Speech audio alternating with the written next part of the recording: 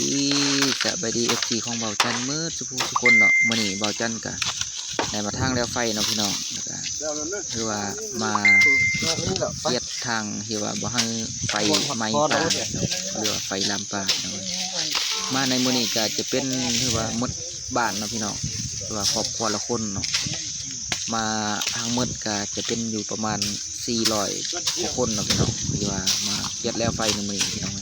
แล้วก็ไปรับชมบรรยากาศที่ว่าการทางแล้วไฟหรือว่าเกียดไฟพี่น้องมาให้ไฟตามป่าเพื่อทำป่าต้นใหม่ที่ว่าจะไปทำป่าอยู่สักต้นใหม่ใหญ่บ่หรือว่าต้นใหม่น้อยก็อย่าละพี่น้องที่ว่าเป็นเอกลักษณ์ของประเทศลาวของเราเป็นธรรมศาสตร์ของประเทศลาวเลยพี่น้องเอ้ยไปติดตามรับชมที่ว่าบรรยากาศที่เป็นจะได้เนาะพี่น้องไปกันเลยพี่น้องเลยเอาไปบุ้มเมื่อยเนาะ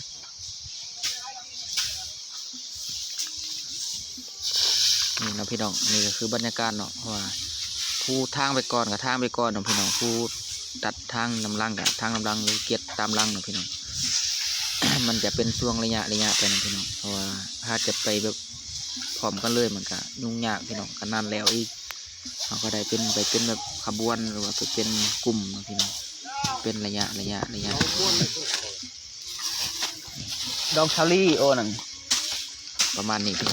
ตึบประมาณ5 เมตรหรือว่า6 เมตรได้พี่น้องหลังจากทางออกแล้วนะพี่น้องก็จะเอาจักรเป่าตามลังพี่น้องนี่เนาะพี่น้องบรรยากาศบรรยากาศทางแล้วไฟนะพี่น้อง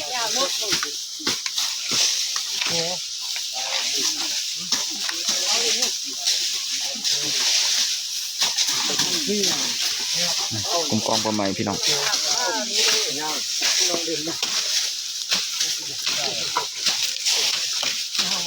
จะเที่ยวพี่น้อง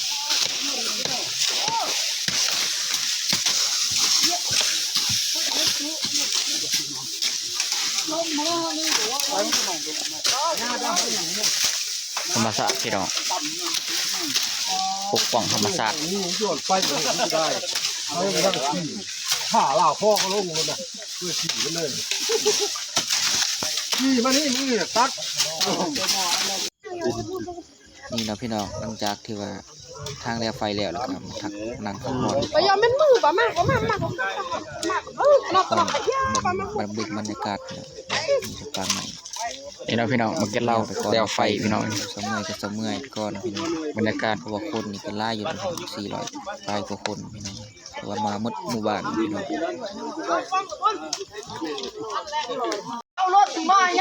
นี่นะพี่น้องลงตะฟังลงเหี้ยวไปแล้วพี่น้องเลยทางแล้วไฟจีฮอดไล่อยู่ก้อนนี้เนาะไปเลยหน้าไปตาเลยไปย่างไปหันโอ้ยเรือหน่วยเรือมาสบายดิรถมาสู้บรรยากา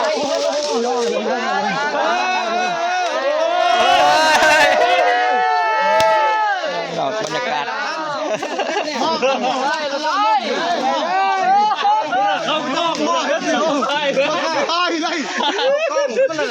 ให้เราบรรยากาศ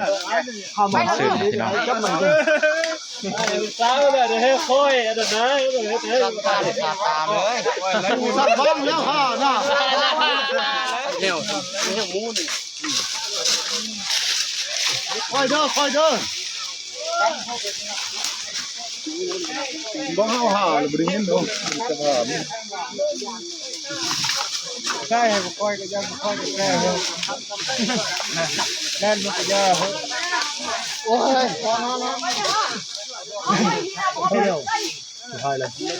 ก็ติดตามบรรยากาศต่อไปนะพี่น้องนี่นะพี่น้องวิวบรรยากาศเล่นฮอตบาทเลยพี่น้องเห็นหลังคาไปพี่น้อง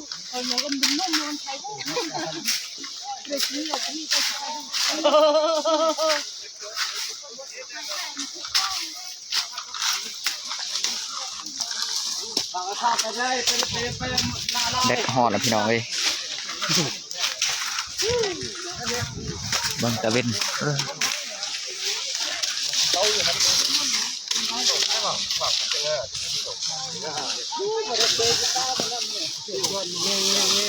จะพนักงานก็ได้มากพี่น้อง แล้วก็ไรสดนึง บ่ถ่ายเอาไปลง YouTube ไอ้ขึ้นใบไหมไอ้จันขึ้นงับลงอ่ะจัน ให้บทตนนี่6 บาทก็นั่นเห็นง่ายเดียว กองห้างเรียนกันน่าแถบลงมันจะค่าน้ำห้าง หมด นี่ แดงพี่น้อง บ่ห้างนี่บ่ค่าห้างเนี่ย เบาไหมโอ้มาเลย เอาจะขึ้นเครื่องอันตัดนะ ไปกินทำไมตี ว่าได้3หังอันนั้นพอกิน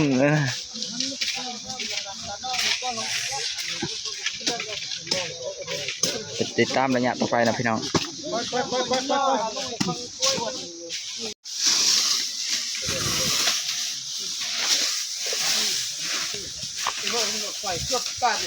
พี่เห็นบ้านแล้วพี่น้อง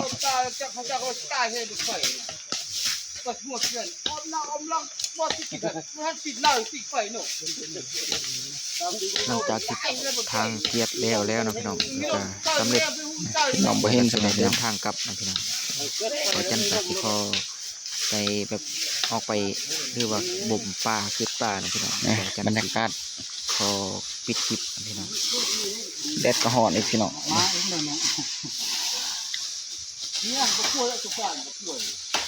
ที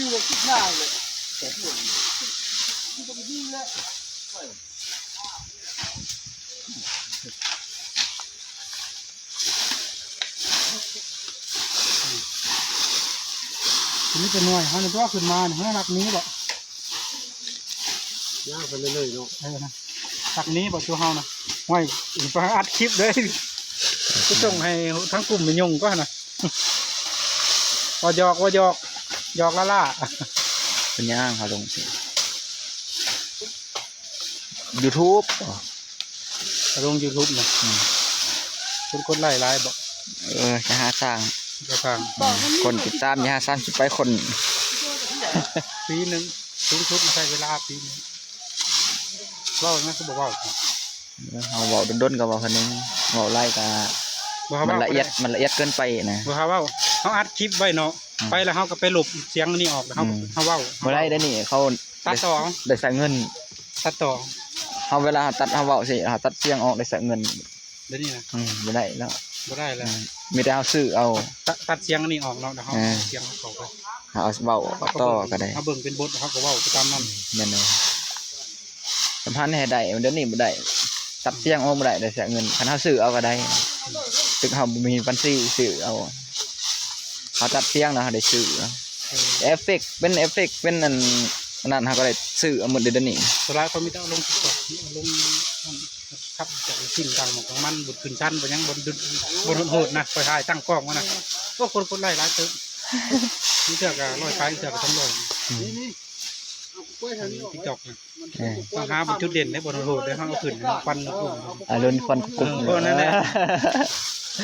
แต่เรื่องเยอะหน่อยจังเนาะ ตั้งงานนั่นแล้วกล้องนะเวลาเขาขึ้นไปที่กายเขาไป แต่เรื่องเยอะหน่อยจังเนาะ ได้เรื่อง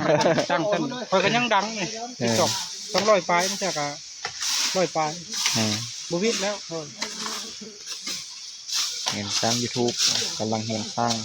สร้างก็ได้เลย ลองเบิ่งระยะปีหนึ่งปีไหนทันได้ เขาดังได้เขาก็ซื้อโทรศัพท์ตู้ราคาแพงคุณมาเขาก็ตัดต่อเขาบัญชีเก่าเนี่ยมันก็ง่ายเข้าไปเลยนี่ก็เอาไว้ตัดต่อเอาไว้เบิ่งวิดีโอตัดต่อส่งเขายักเข้าไปยังต่อวะยังต่อวะ ไปบรรยากาศทางแนวไฟนะพี่น้องก็สิประมาณนี่แหละพี่น้องติดตามระยะตอนต่อไปนะพี่น้องว่าสิม่วนและเฮฮาสำหรับเดี๋ยวสิเมื่อยต้นกล้วยพี่น้องลำได้ทอคาตุกอำดึมนะพี่น้องหมังเขาล่าไม่ซ้ำจะเอาพวกนี่คือรถให้บัก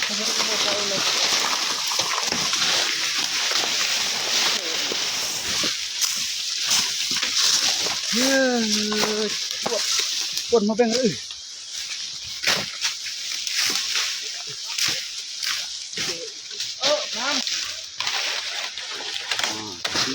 มั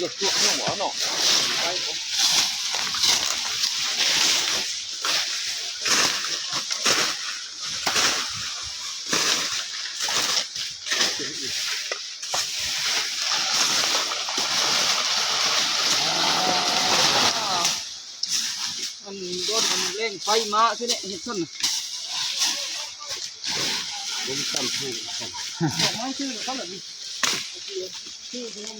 นี่เนาะพี่น้องสุดท้ายก็คือว่าออกจากป่ามาแล้วเนาะพี่น้องโอ้นไปพี่น้องเอ้ยคนเลยพี่น้องแล้วก็ได้ออกจากป่ามาแล้วก็สิกลับแล้วพี่น้องแล้วก็ยังจุอยู่ป่าได้เนาะพี่น้องที่เข้ากำลังลงมาเนาะพี่น้องโอ้นพี่น้องผู้เบาจันไปเนาะในคลิปนี้ก็ข้อเก่าคำว่าสบายดี